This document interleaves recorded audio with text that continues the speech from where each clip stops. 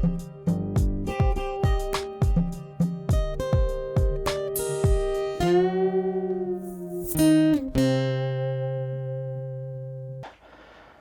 this is the, if you will, storyboard for fascia. And well, there'll be some other bends on here as well, but right now, the only thing we've had to bend for this roof and for this project is fascia, so I just got it all recorded. And basically it's 2 bends, well, a hem and 1 bend, but 7.5 and 9, those are really the only numbers we have to remember.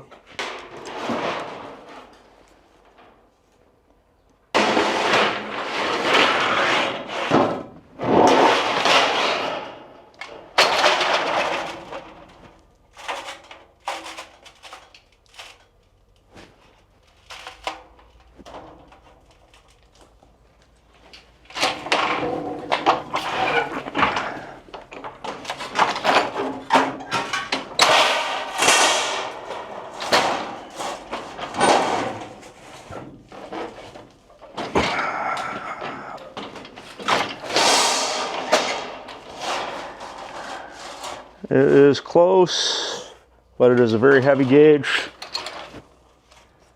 Whoops. Oh well.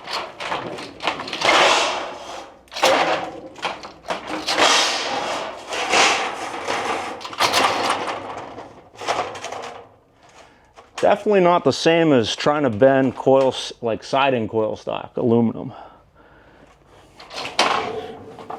I need 1 more. Those. We are still using this table essentially as a story pole. I want to pre-drill my fascia for fasteners while we're on the ground. It just saves time, it's more efficient.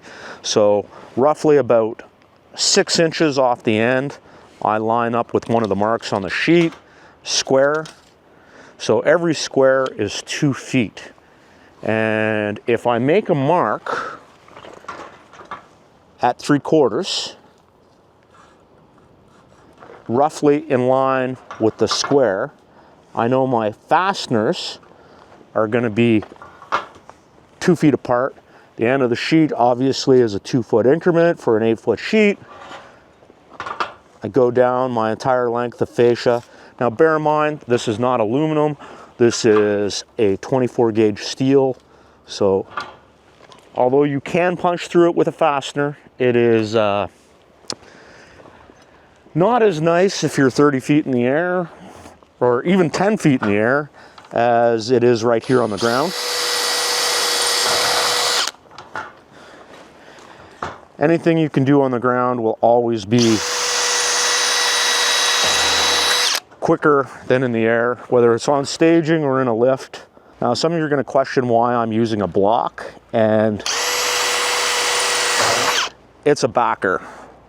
2 things. 1, it allows me to maintain a little bit of pressure so I don't deform the bottom of my fascia, and allows me to keep my hand close, and if the drill bit goes through too far, it just hits wood, not my hand. So a little bit for safety and a little bit to keep that from deforming. Yes, I could hold it here, but I'm not going to have as much control as I do by having a block of wood.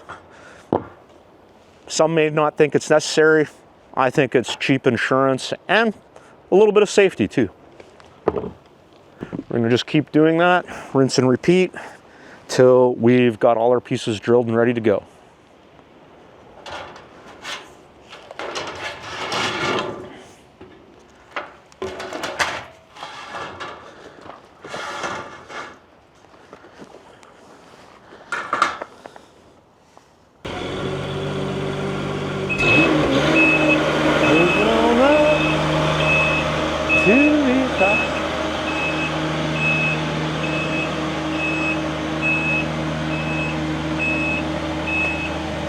I just have to prep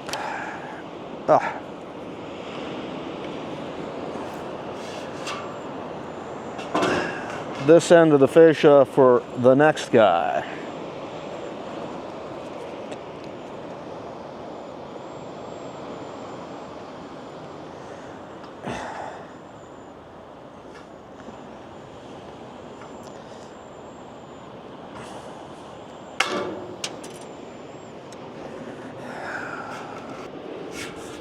You can see that hem is a little bit open right there, and that allows me to hook on to the piece below.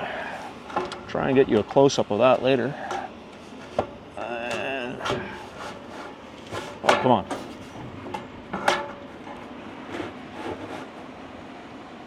There we go. Down a little bit.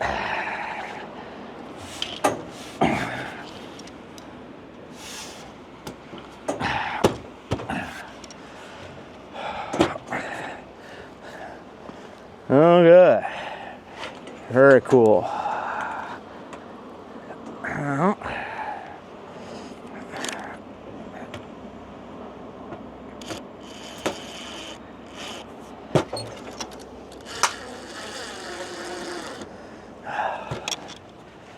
Now, if you're paying attention, you'll notice we are using a roofing screw on the bottom of our fascia. And the reason we do it is, well, this out here. The weather that comes off the water here is pretty incredible at times. And there's really not much we can do about it when it really decides to blow out here. So, this is one of the few screws that we've found that putting it up through the bottom, up through that hemmed edge, really just helps lock that fascia in place for the long haul without doing a whole bunch of face screws. We still add face screws, and I'll show that here too. Some people don't like face screws on the fascia. I do it at the joints out of necessity. Lay it out, make your marks look intentional. And we don't need that. We need this. Even with the fascia overlapped away from the water, which is usually the direction that we're most exposed to weather,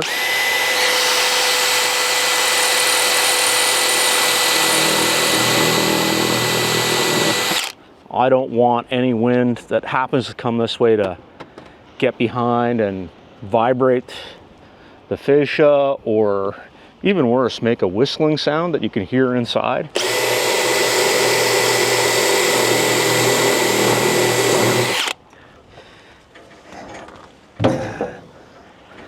We don't always get, or we can't always get color match screws, so we'll make our own.